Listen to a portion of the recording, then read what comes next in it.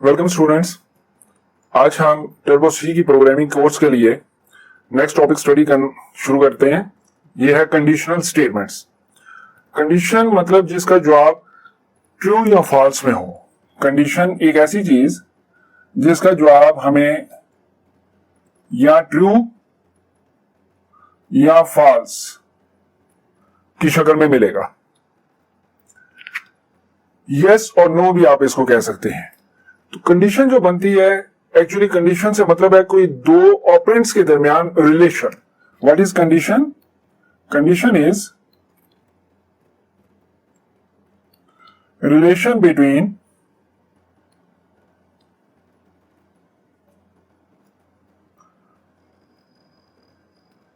To operands. Operand हम कहते हैं जिस पर कोई ऑपरेटर काम कर रहा हो।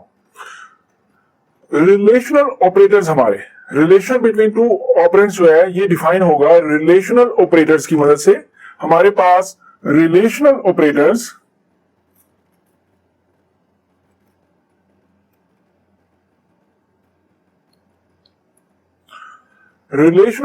हमारे पास greater than equal to, less than या लेस देन इक्वल टू, यहां इक्वल टू के लिए डबल इक्वल साइन सी में इस्तेमाल होता है। सिंगल इक्वल साइन जो है ये असाइनमेंट ऑपरेटर कहलाता था। प्रीवियस टॉपिक्स में हमने डिस्कस किया था असाइनमेंट ऑपरेटर किसी वेरिएबल को वैल्यू असाइन करने के लिए। तो उससे डिफरेंस करने के लिए कि असाइनमेंट ऑपरेटर है या रिलेशनल ऑपरेटर है, डबल इक्वल साइन इस्तेमाल किया जाता है। और नॉट इक्वल टू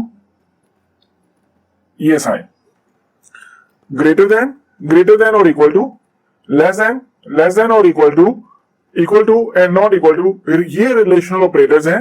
दो ऑपरेटर्स के दरमियान जब इनको ट्राई किया जाता है, for example 6 is greater than 3, तो ये हमारे पास आंसर जो है ये ट्रू होगा। लेकिन जब हम कहते हैं 2 इज ग्रेटर देन और इक्वल टू 4, तो इसका जवाब हमारे पास फॉल्स होगा। तो दो ऑपरेंट्स ये वेरिएबल्स भी हो सकते हैं, ये कोई एक्सप्रेशंस भी हो सकती हैं। इनके दरमियान रिलेशन क्या है कि इनको दो को जब कंपैरिजन करते हैं तो वो जवाब हमारा ट्रू में आता है या फॉल्स में आता है। इसको हम बोलते हैं कि ये कंडीशन हमें बताएगी कि ये ट्रू है या फॉल्स है।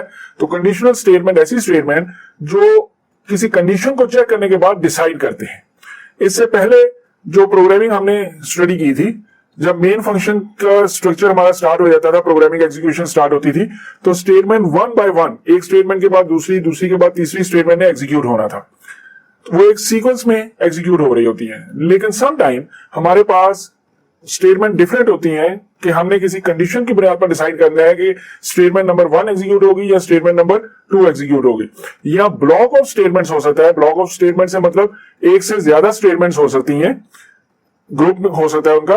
तो एक से ज्यादा स्टेटमेंट्स, एक तरफ वो ब्लॉक ऑफ स्टेटमेंट 1 है और दूसरी तरफ एक ब्लॉक ऑफ स्टेटमेंट है, उसको हम ब्लॉक ऑफ स्टेटमेंट 2 कह देते हैं। तो कंडीशन की बुनियाद पर डिसाइड होना है कि इनमें से कौन सा एग्जीक्यूट होगा, या अगर एक है तो वो कैसे होगा। तो कंडीशनल स्टेटमेंट में हमारे पास 3 तरह की कंडीशनल स्टेटमेंट है। हम उन तीनों को स्टडी करेंगे। उनमें से पहला बहुत सिंपल है जिसको हम बोलते हैं if structure. Second if else structure, and third होगा ये हमारे पास if else if structure। In 3 structures को हम डिस्कस करेंगे वन बाय वन। इनमें से सिंपलेस्ट फॉर्म जो है वो हमारा इफ स्ट्रक्चर होता है कि इफ की स्टेटमेंट कैसे होगी। तो आइए उसको देखते हैं।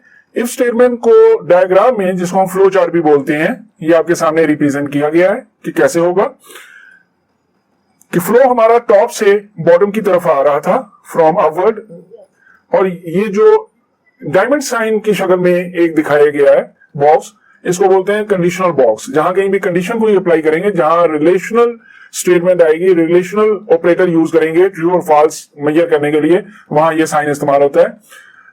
तो अगर कंडीशन ट्रू हुई तो आप देखें राइट साइड पर एरो साइन गया है कि कंडीशन ट्रू है, और राइट साइड पर एक ब्लॉक है जिसको स्टेटमेंट 1 कह दिया गया है, वो स्टेटमेंट हमारी एग्जीक्यूट होगी अगर कंडीशन ट्रू है। और उस स्टेटमेंट को एग्जीक्यूट करने के बाद फिर जब वो इफ ब्लॉक ट्रू वाला ब्लॉक खत्म हो जाएगा तो नेक्स्ट स्टेटमेंट पर आ जाएंगे, जो कि नीचे लिखी हुई है इफ के बाद वाली स्टेटमेंट। और अगर कंडीशन फॉल्स हो गई तो फिर वो ब्लॉक हमारा एग्जीक्यूट नहीं होगा, फिर डायरेक्ट हम डाउन वाले पर आ जाएंगे। स्टेटमेंट लिखते वक्त इसका स्ट्रक्चर हम यूं बनाते हैं कि हमारे पास होता है इफ के साथ पैरेंथेसिस में हम कंडीशन बयान करते हैं। हमारी कोई कंडीशन होती है, ये पैरेंथेसिस में हमारे पास कंडीशन आ गई, और उसके बाद स्टेटमेंट होती है। अगर एक स्टेटमेंट हो हमारे पास तो कंडीशन जब ट्रू होगी, इसका जवाब अगर ट्रू में आता है, यस में आता है, तो ये स्टेटमेंट एग्जीक्यूट होगी, और फिर इसके बाद प्रोग्राम में नीचे कॉन्टिन्यूस बाकी स्टेटमेंट्स हो सकती हैं जो कि हर सूरत में एग्जीक्यूट होनी है। अगर ये कंडीशन फॉल्स होगी तो हमारी ये स्टेटमेंट एग्जीक्यूट नहीं होगी, डायरेक्ट कंट्रोल इन स्टेटमेंट्स पर आ जाएगा। लेकिन अगर कंडीशन हमारी ट्रू हुई, पहले कंडीशन चेक होगी, कंडीशन अगर हमारी ट्रू होती है तो ये स्टेटमेंट एग्जीक्यूट होगी और इस स्टेटमेंट के बाद कंट्रोल यहां पर आएगा। लेकिन अगर कंडीशन हमारी फॉल्स हो जाती है तो डायरेक्ट स्किप करके कंट्रोल हमारा बाद वाली स्टेटमेंट्स पर आ जाता है। इसमें एक और चीज कि अगर एक से ज्यादा स्टेटमेंट्स यहां पर हों तो उन स्टेटमेंट्स को हम ब्लॉक की शक्ल में लिखते हैं। मैं दोबारा इसको राइट डाउन करके आपको डिस्क्राइब कर देता हूं। इफ पैरेंथेसिस में हमारे पास आ गई कंडीशन, अगर एक से ज्यादा स्टेटमेंट थी तो हम ये कर्ली ब्रेसेस लगाते हैं, एक ब्लॉक बनाते हैं, जैसे मेन फंक्शन का ब्लॉक था। इसके अंदर वो स्टेटमेंट सारी होंगी जो कि ट्रू वाली स्टेटमेंट्स होती हैं, और फिर ये ब्लॉक खत्म, और उसके बाद बाकी प्रोग्राम की हमारी स्टेटमेंट एज सच होगी। यहां भी अगेन अगर कंडीशन ट्रू हो जाती है, कंडीशन ट्रू की शक्ल में ये सारी statement one by one execute होंगी। ब्लॉक जब खत्म होगा तो फिर कंट्रोल हमारा नेक्स्ट स्टेटमेंट पर ट्रांसफर हो जाएगा। लेकिन अगर कंडीशन फॉल्स हो जाती है तो कंट्रोल हमारा डायरेक्ट जो ब्लॉक के बाद वाली स्टेटमेंट्स हैं वहां पर ट्रांसफर हो जाता है। एक एग्जांपल देखते हैं इसकी, ये आपके सामने एग्जांपल। प्रोग्राम में हमने एक वेरिएबल डिक्लेयर किया और उस वेरिएबल में यूजर से वैल्यू ले रहे हैं कि मार्क्स इनपुट करो। यूजर ने मार्क्स इनपुट कर दिए, हम चेक करना चाहते हैं कि वो जो मार्क्स बताए गए हैं उन मार्क्स की बुनियाद पर यूजर जो है वो पास है या फेल है। तो कंडीशन इंप्लीमेंट की गई है। कंडीशन में कहा गया कि if marks are greater than some value, अगर ये कंडीशन ट्रू हो जाती है तो फिर मैसेज आ जाएगा कि आप पास हो गए हैं, अदरवाइज वो मैसेज नहीं आएगा।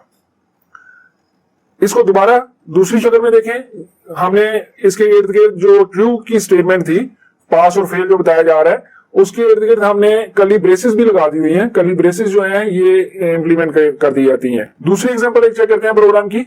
ये दूसरी एग्जांपल आपके सामने। इस एग्जांपल में दो वेरिएबल हमने डिक्लेयर किए, उन दो वेरिएबल में यूजर से इनपुट लेते हैं, first value first number input करे, सेकंड नंबर इनपुट करे, और कंडीशन में क्या चेक हो रहा है, इक्वल साइन की मदद से a इक्वल टू b, क्या फर्स्ट नंबर सेकंड नंबर के बराबर है। जो दो वैल्यूज यूजर ने इनपुट की हैं, क्या ये दोनों वैल्यूज सेम हैं, बराबर हैं आपस में। अगर ये वैल्यूज इक्वल है, कंडीशन का जवाब ट्रू में आया, तो ट्रू के बाद वाली स्टेटमेंट, जो एक स्टेटमेंट आपको दिखाई गई है जिसमें मैसेज दिया गया है कि बोथ नंबर्स आर इक्वल, ये डिस्प्ले हो जाएगा। और अगर कंडीशन फॉल्स हुई तो ये मैसेज डिस्प्ले नहीं होगा। अगर एक ही स्टेटमेंट हो तो फिर चाहे आप उसके इर्द कर्ली ब्रेसेस लगा लें या ना लगाएं, यहां पर कर्ली ब्रेसेस यूज नहीं की गई। कर्ली ब्रेसेस ऑप्शनल होती हैं अगर एक स्टेटमेंट है, लेकिन अगर एक से ज्यादा स्टेटमेंट्स हैं तो कर्ली ब्रेसेस मस्ट होती हैं। ये दो एग्जांपल्स हमने डिस्कस की।